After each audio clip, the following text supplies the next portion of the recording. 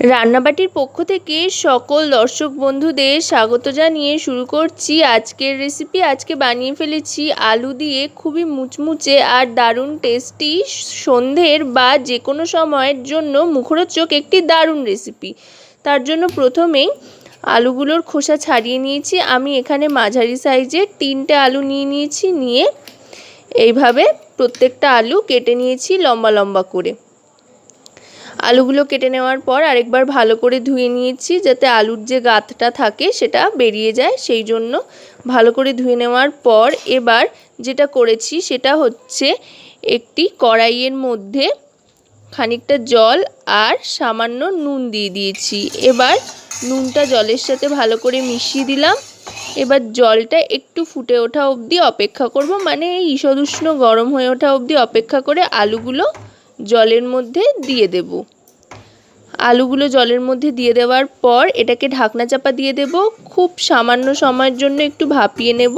এই 1 মিনিট থেকে 1.5 মিনিট মতো ভাপিয়ে নিয়ে আলুগুলোকে তারপর জল থেকে আলুর টুকরোগুলোকে তুলে নিচ্ছি। যতদূর সম্ভব জলটা ছেঁকে ফেলে দেওয়া যায় ততটাই জলটা বাদ দিয়ে দিচ্ছি ছেঁকে নিয়ে। এইভাবে ছেঁকে নেওয়ার পর এবার নিয়ে নিচ্ছি বেসন। এখানে আমি 3 টেবিল চামচ পরিমাণে বেসন নিয়ে নিয়েছি আর তার সাথে 2 টেবিল চামচ নিয়ে নিয়েছি চালের গুঁড়ো।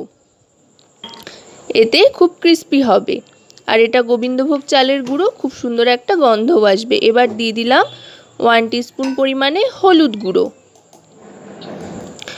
হলুদ গুঁড়ো দেওয়ার পর এবার দিয়ে দিচ্ছি পরিমাণ মতো লবণ। হলুদ গুঁড়োটা অপশনাল, যদি আপনারা না চান তো বাদ দিতে পারেন। এবার দিয়ে দিচ্ছি চিনি পরিমাণ মতো।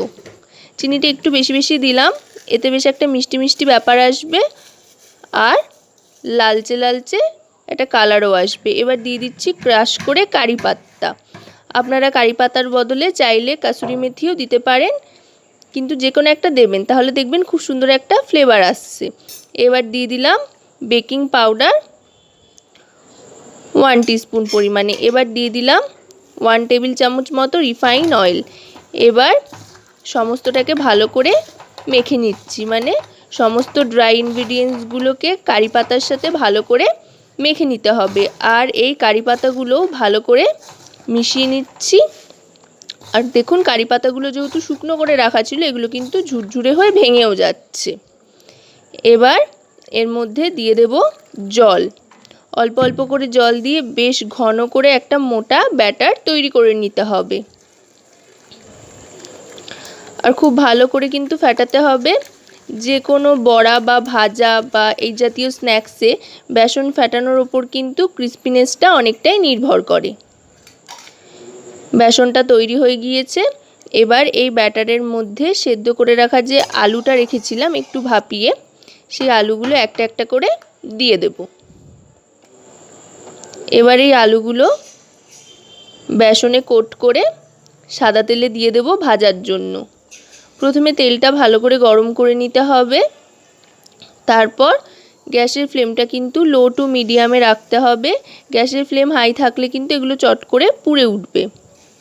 লো টু মিডিয়ামে রেখে প্রত্যেকটা একটা একটা করে দিয়ে দিচ্ছি। এইভাবে দিয়ে কিন্তু 1 মিনিট মতো একটু অপেক্ষা করতে হবে একটা পিঠ ভাজা হয়ে যাওয়ার জন্য।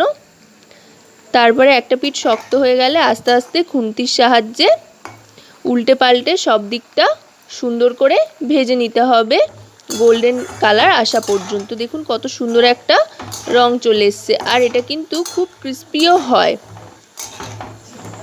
এরকম সুন্দর রং চলে আসলে আস্তে আস্তে এগুলো তুলে নিচ্ছি। এবার সার্ভ করে দেব। এটা কিন্তু সন্ধেবেলা চা কফির সাথে নিয়ে বসলে আড্ডা একেবারে জমে যাবে। তো আজকের এই রেসিপিটি আপনাদের কেমন লাগলো সেটা কিন্তু অবশ্যই আমাকে কমেন্টের মাধ্যমে জানাবেন। আর সকলে খুব ভালো থাকবেন ও সুস্থ থাকবেন, সাথে রান্নাবাটির পাশে থাকবেন।